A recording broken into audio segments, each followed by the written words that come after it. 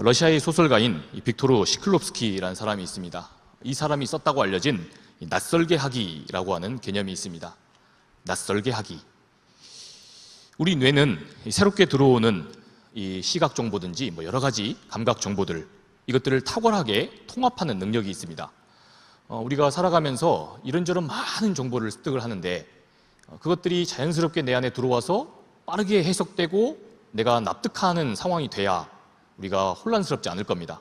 매번 새로운 거 볼 때마다 막 당황스럽고 엄청 이렇게 마음이 어렵고 이렇게 되면 정말 살아가기가 힘들 텐데, 우리 뇌가 그것을 잘 이해할 수 있도록 나름의 그런 경향을 가지고 그렇게 간다는 겁니다.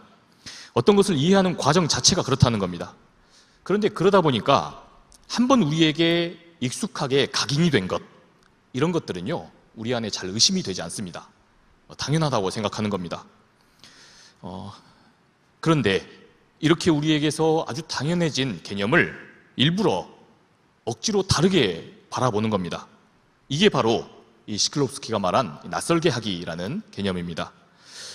유치원 시인이 이 깃발이라고 하는 시에서 이렇게 이야기했습니다. 이것은 소리 없는 아우성이다. 깃발이 펄럭이는 그 모양을 보고 이것은 소리 없는 아우성, 이렇게 표현한 게 대표적인 얘기였습니다. 여러분, 아우성이라는 것은 아주 떠들썩한 그 상태를 가리키는 말입니다. 그런데 이걸 깃발에 대입하면서 역설적으로 소리가 없는 아우성이다, 이렇게 표현한 겁니다. 그러니까 이미 우리에게서 익숙하게 결합되어 있는 그러한 개념, 그러한 표현들을 일부러 비틀어서 보는 겁니다.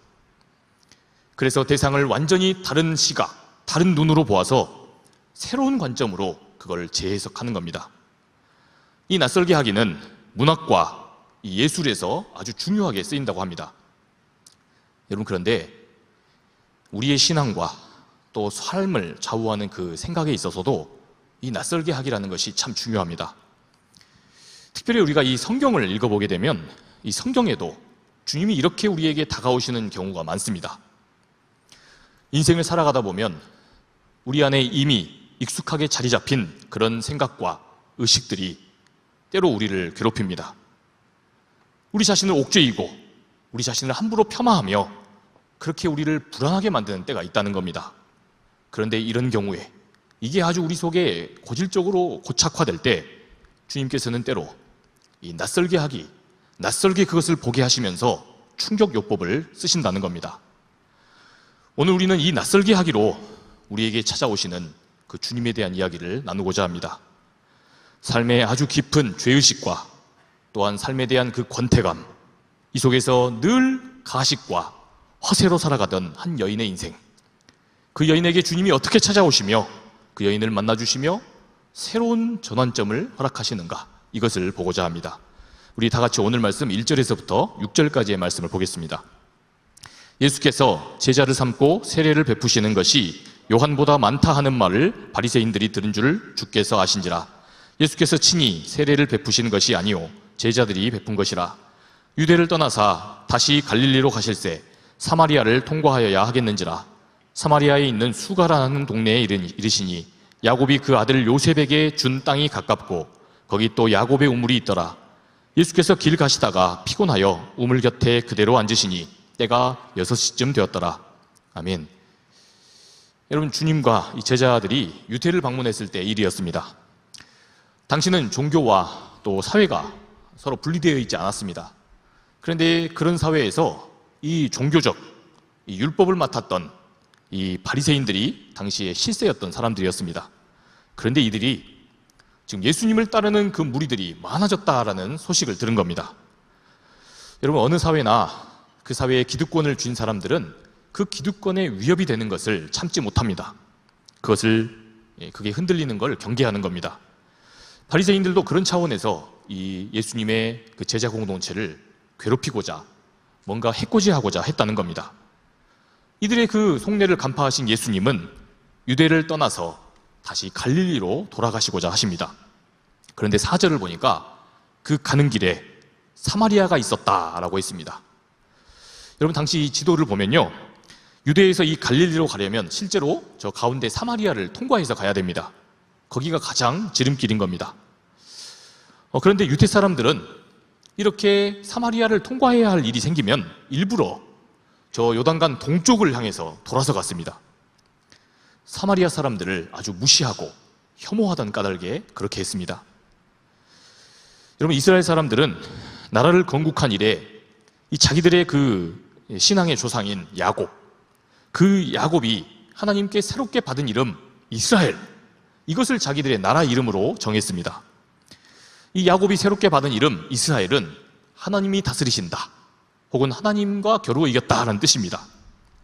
여러분, 그런데 역사를 보면요, 사마리아에 살던 사람들은 아시리아의 지배를 받았습니다.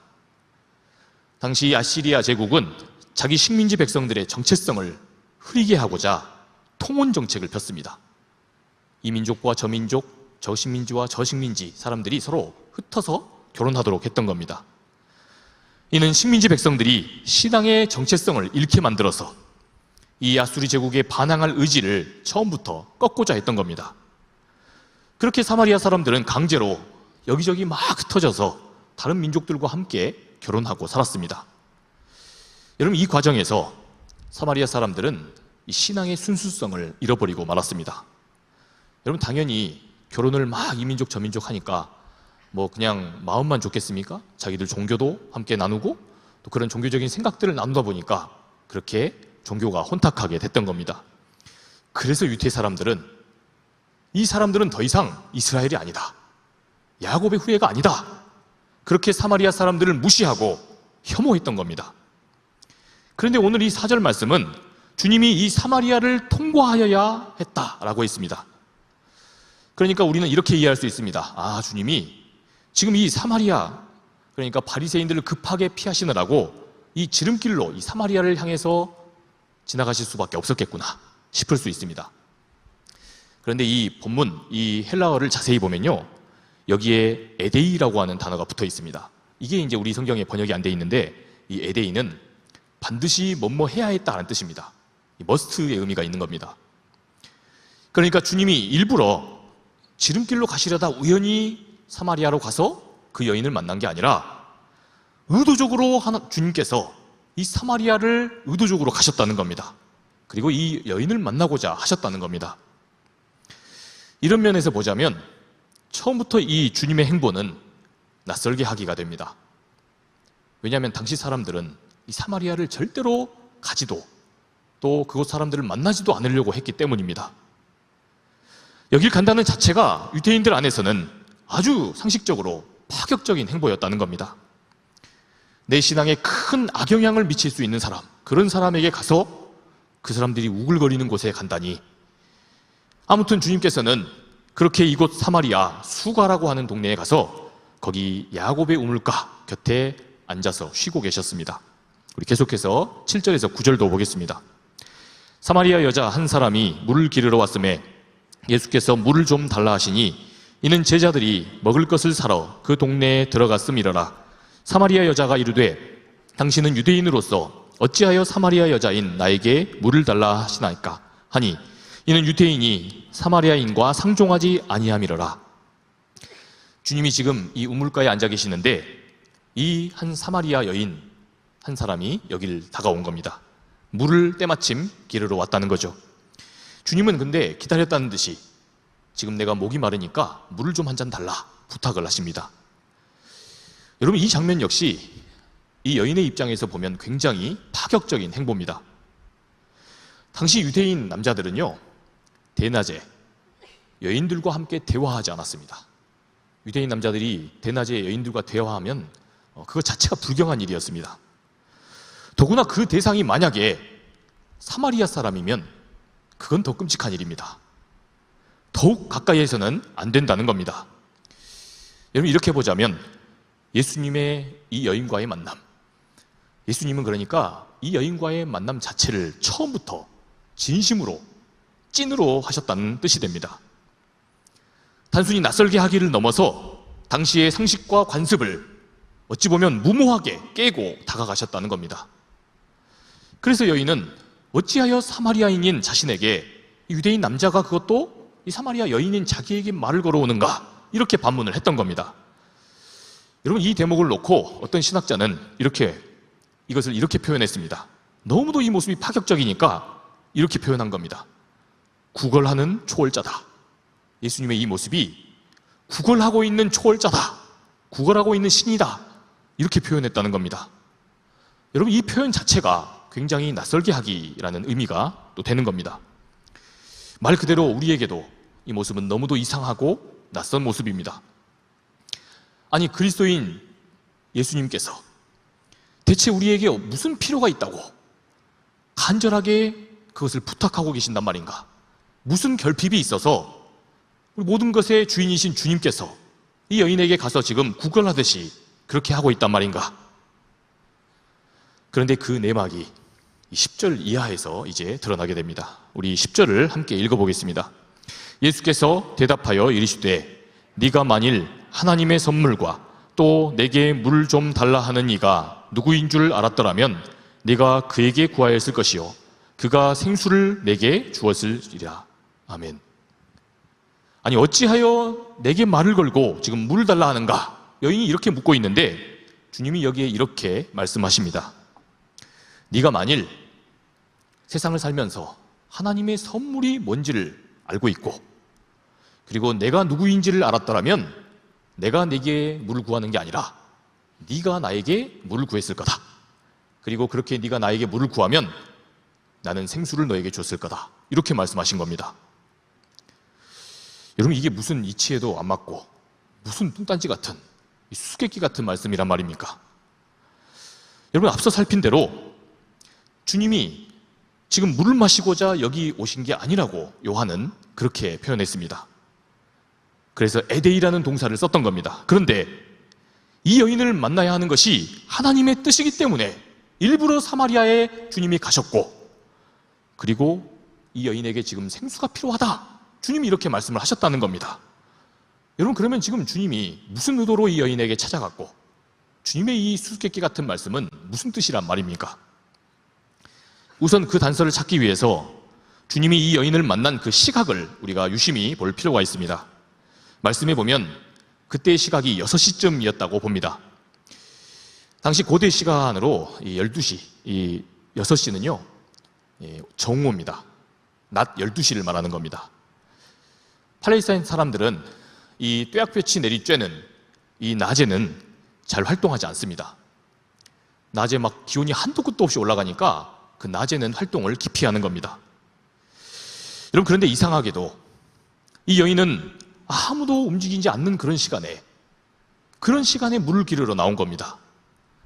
마치 동네 사람들에게 그 앞에 나서는 것이 떳떳하지 않는 사람처럼 남들이 보지를 못하는 그 시간에 정오에 몰래 찾아와서 이곳에서 물을 기르고 있는 모습인 겁니다. 여튼 주님의 이 당황스러운 말씀에 여인은 지금 어떻게 반응합니까? 11절 말씀을 보겠습니다. 여자가 이르되 주여, 물 기를 그릇도 없고 이 우물은 깊은데 어디서 당신이 그 생수를 얻겠사옵나이까? 수수께끼 같은 이 주님의 질문, 이 말씀을 듣고 여인은 뭔가 빈정이 상했음을 여기서 알 수 있습니다. 여인은 지금 이렇게 말한 겁니다. 아니, 지금 당신 지금 이 깊은 우물에 이 우물물을 길러 먹을 두리박도 없는 사람인데, 그릇도 없는 사람이, 아니 목마른 사람이 누구인데 자기가 지금 아쉬운 마당에 나한테 지금 이렇게 큰 소리인가? 나보고 막 이래라 저래라 난리냐? 물을 떠준다면 누가 떠줍니까? 내가 지금 이 사람한테 떠주게 생겼습니다. 내가 인심을 써야 할 판인데 대체 뭐가 그렇게 대단해서 잘난 척이야? 이렇게 반응을 하고 있는 겁니다. 그러면서 이어서 쏴붙이는 그 말 속에서 우리는 이 여인이 어떤 내면의 상태인지를 살펴볼 수가 있습니다. 우리 12절 말씀을 함께 보겠습니다.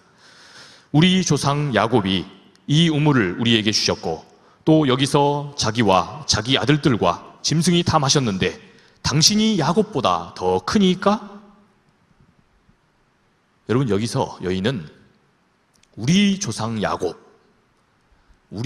야곱이라고 표현하고 있습니다. 여러분, 이 여인의 이 표현을 우리가 주목할 필요가 있습니다. 앞서 살펴보았듯이 이 사마리아 사람들은 어떤 취급을 받았다고 했습니까? 이 사람들은요, 야곱의 후손, 이스라엘 사람들, 이 이스라엘의 후예로 취급받지 못했습니다. 야곱의 후예로 인정받지 못했습니다. 신앙의 순수성을 다 잃어버렸고, 그래서 유대인들로부터 집단적으로 따돌림을, 소외를 당하고 있었습니다. 괄시를 받고 있었습니다. 그런데 지금 이 여인은 자신에게 물을 요청하는 유대인 남성 예수님께, 이 예수님보다 자기가 물을 주는 상황이니까 자기가 더 우위에 있는 상황을 보고 이걸 전제하고 지금 은근히 허세를 부리고 있는 겁니다. 유대인인 예수님 앞에서 사마리아 여인으로서 열등감을 표출하고 있었다는 겁니다. 야곱이 우리의 조상이고 우리도 그 야곱의 야곱의 후손이다. 우리도 이스라엘의 후손이다. 그렇게 허세를 부리고 있었다는 겁니다. 여러분, 그러나 실제 현실은 어떻습니까? 말도 안 되는 소리입니다. 아주 웃기는 소리입니다. 당시 그 신약 시대에 자주 사람들에게 읽혔다는 그 유태의 문헌 벤시라라고 하는 문헌이 있습니다. 이 문헌에는 이런 진술이 있습니다. 내가 전적으로 혐오하는 민족이 둘 있다. 그리고 세 번째는 민족이라고도 볼 수 없는데 그게 누구냐? 하나는 세일이고 하나는 블레셋이다. 그리고 민족이라고도 할 수 없는 그 존재들은 세겜에 거주하고 있는 사마리아 사람들이다. 사마리아 멍청이들이다. 이렇게 표현했습니다. 사마리아 사람들을 이 정도로 혐오했다는 겁니다. 여러분, 야곱의 후손은 무슨 얼어 죽을 야곱의 후손입니까? 여인은 지금 말도 안 되는 헛소리를 하고 있는 겁니다. 지금 허세도 아주 보통 허세가 아닌 허세를 부리는 겁니다. 여러분, 물론 따지고 보면 이 여인과 여인의 민족이던 이 사마리아 사람들은 억울했을 겁니다. 이 사람들 입장에서 보면 굉장히 억울했을 겁니다. 자신들의 조상들이 뜻하지 않게, 누가 원해서 정복을 당했겠습니까? 그런데 뜻하지 않게 아시리아 사람들의 정복을 받았습니다. 그래서 이방 민족들과 섞여서 통혼하게 됐던 겁니다. 그 덕에 보기 좋게 그 후손인 까닭에 대대로 유대인들에게 괄시와 천대를 받게 됐던 겁니다.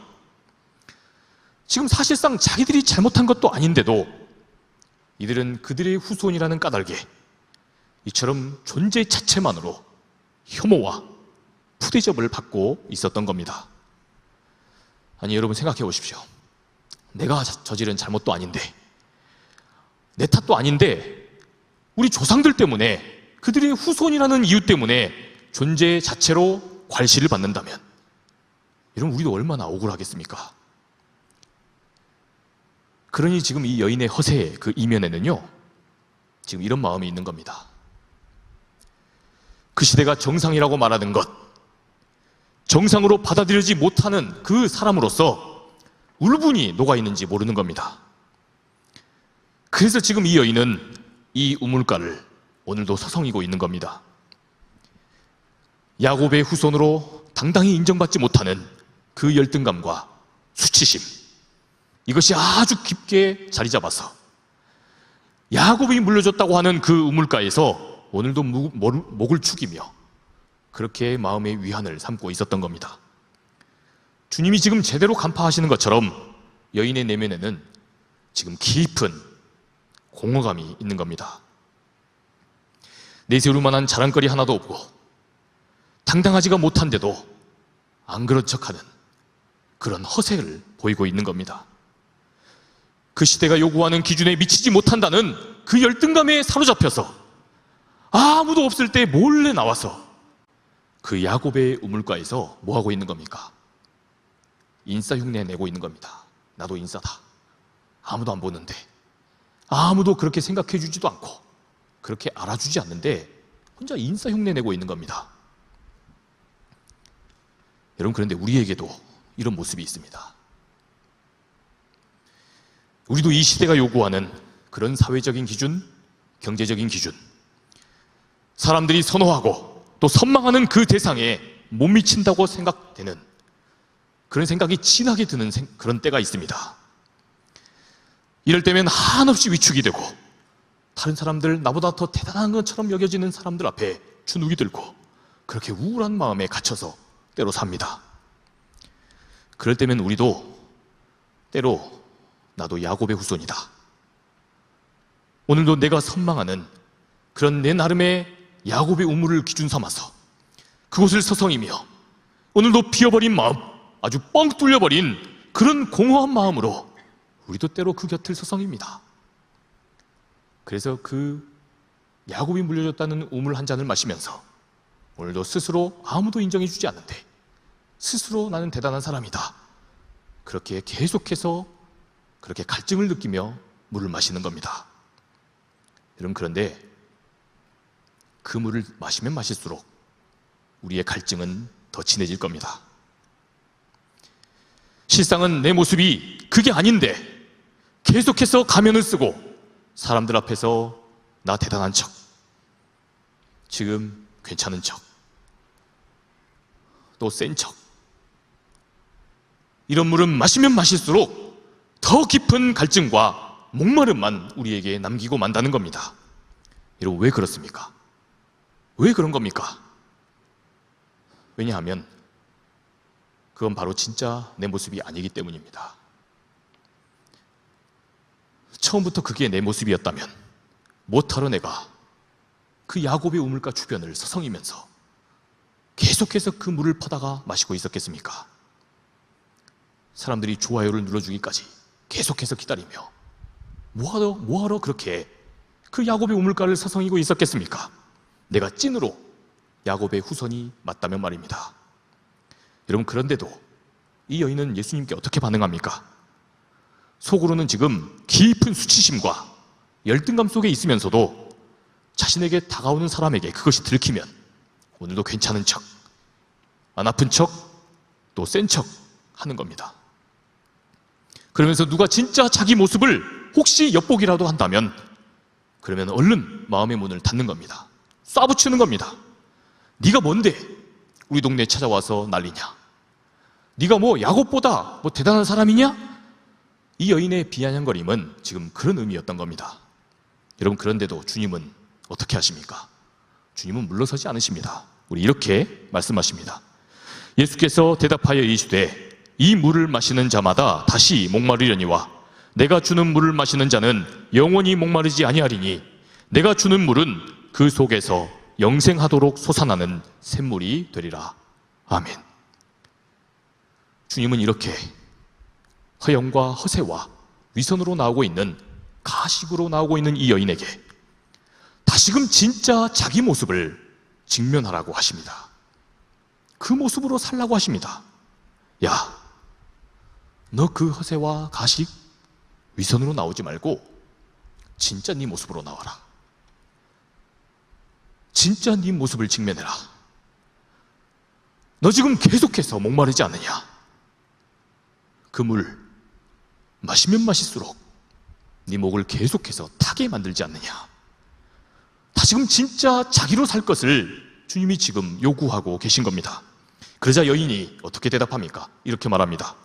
여자가 이르되 주여 그런 물을 내게 주사 목마르지도 않고 또 여기 물 기르러 오지도 않게 하옵소서. 여러분, 지금요 이 메시지를 그냥 이 여인의 대답을 그냥 대충 보면, 아니 그런 물이 있습니까? 아, 그럼 좀 제게도 좀 주십시오. 굉장히 해맑게 아주 순수한 신앙으로 믿음으로 응답하고 있는 것처럼 보입니다. 여러분, 그런데요 아닙니다. 지금 예수님께 비아냥거리고 있는 겁니다. 영생하는 물요?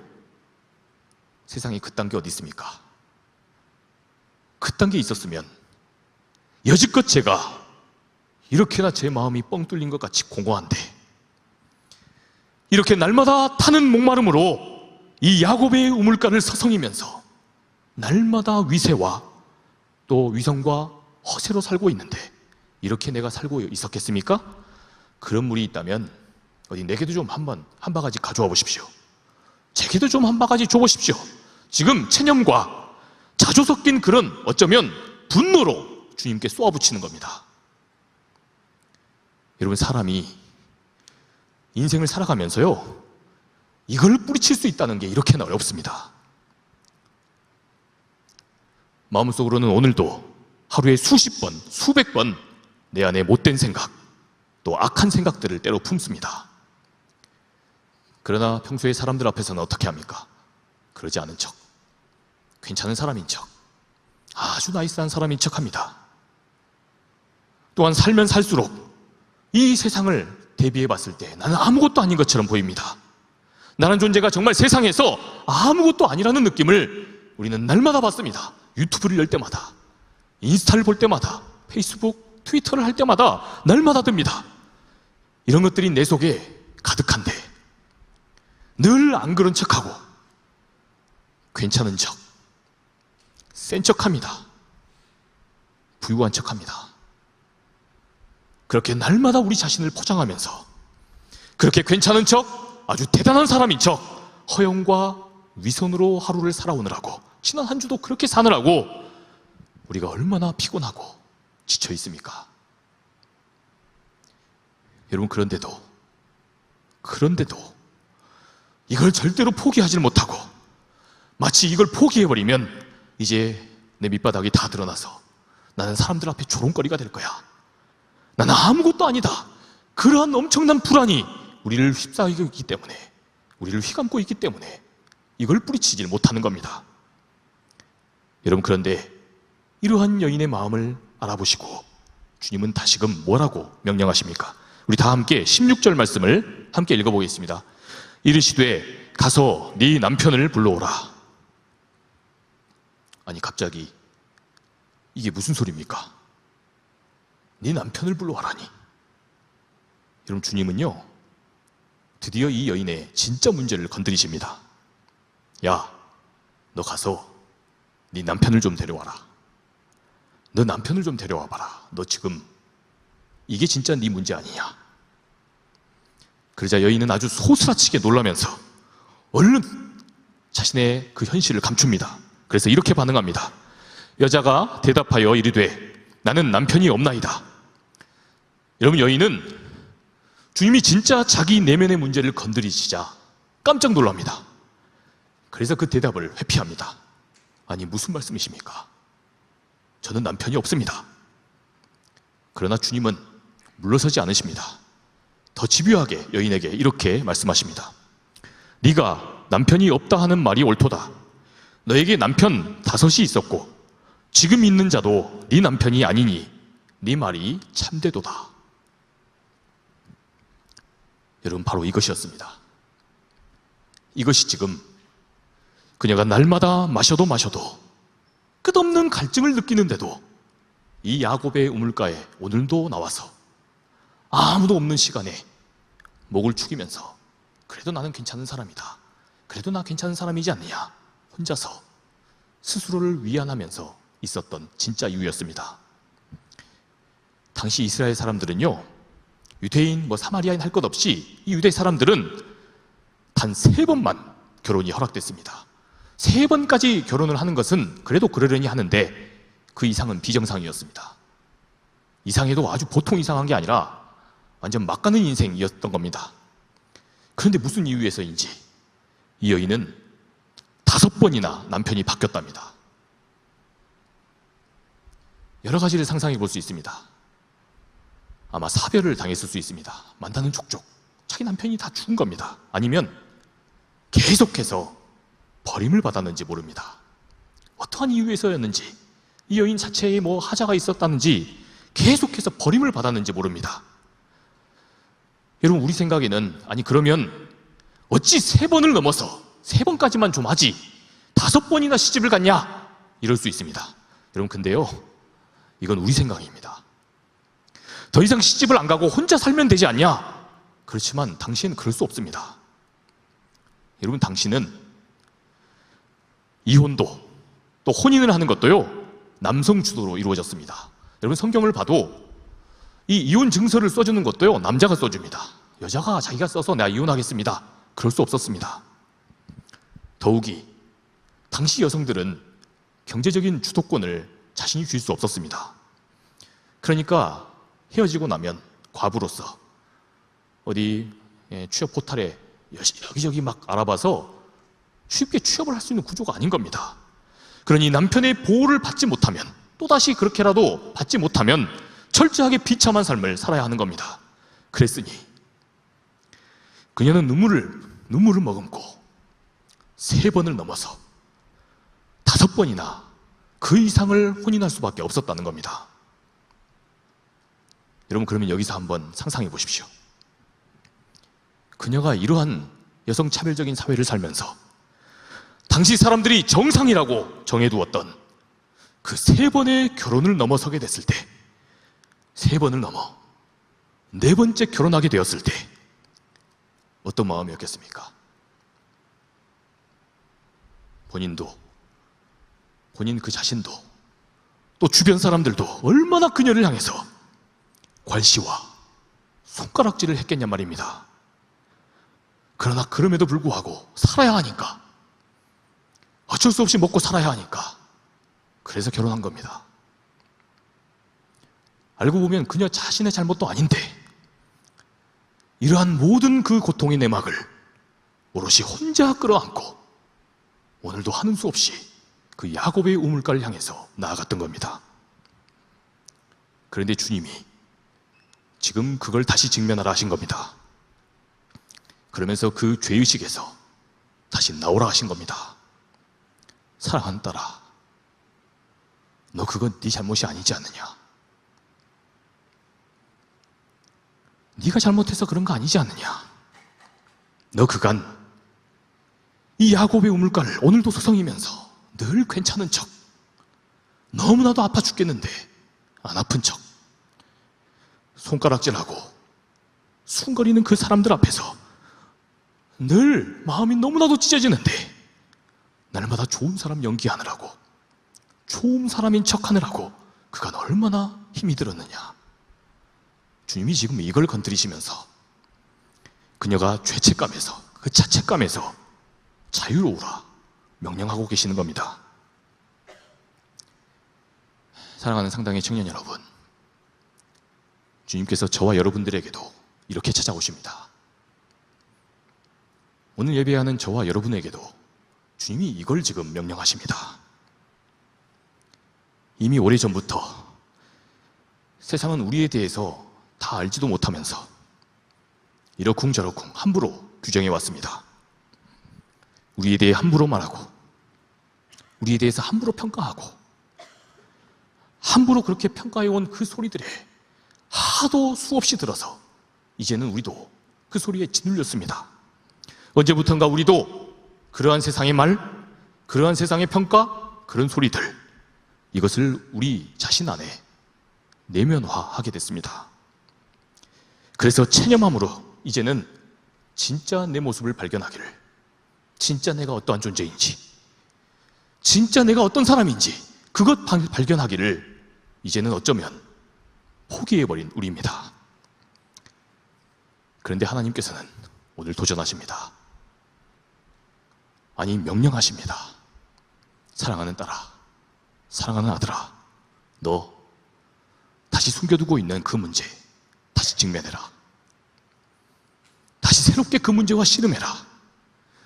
네 속에 지금 고민하는 것, 네 안에 죄책감으로 갖고 있는 것, 그래서 네 스스로를 한없이 폄하하는 것 다 다시 내게로 가져와라. 그래서 이제는 내가 주는 영생의 물로 전부 다 씻어버려라. 주님이 오늘 지금 저와 여러분들에게도 그것을 명령하고 계시는 겁니다. 사랑하는 청년 여러분, 오늘 이 예배가, 그리고 다가오는 이번 수련회가 저와 여러분들에게 그러한 도전이 있는 수련회 될 줄 믿습니다. 오늘도 나만의 그 야곱의 우물가, 거기를 서성이는 것을 포기하지 못해서 날마다 죽여도 갈증을 느끼는 이 세상의 물, 오늘도 체념하는 중에 어쩔 수 없이 마시고 있다면 이제는 주님이 명령하십니다. 이제는 내가 주는 물을 마셔라. 영생의 물, 우리 자신을 한없이 스스로 폄하하고 있는 그것 걷어버리고 이제는 다 씻어버리고 내가 주는 영생의 물을 마시라. 그렇게 우리들 자신을 주님 안에서 다시 낯설게 보기를 우리 주님께서 도전하십니다. 바라기는 이번 수련회가, 그리고 오늘 예배가 저와 여러분, 예배하는 모든 사람들에게 그런 귀한 도전의 시간 되는 줄을 믿습니다. 이번 수련회 때 여러분들 문제 가지고 나오십시오. 여러분들이 다 숨겨둔 그 죄책감 다 가지고 오십시오. 여러분 그리고 망설이고 있다면 뭐 수련회 별거 있겠어? 그 마음 버리시고 여러분 참여하십시오. 신청하십시오. 그래서 세상의 물 말고 이제는 주님 주시는 그 물 안에서 저와 여러분이 어떤 사람인지 다시금 확인하게 되는 귀한 우리의 예배, 우리의 수련회 되게 될 줄 우리 주님의 이름으로 간절히 축원합니다.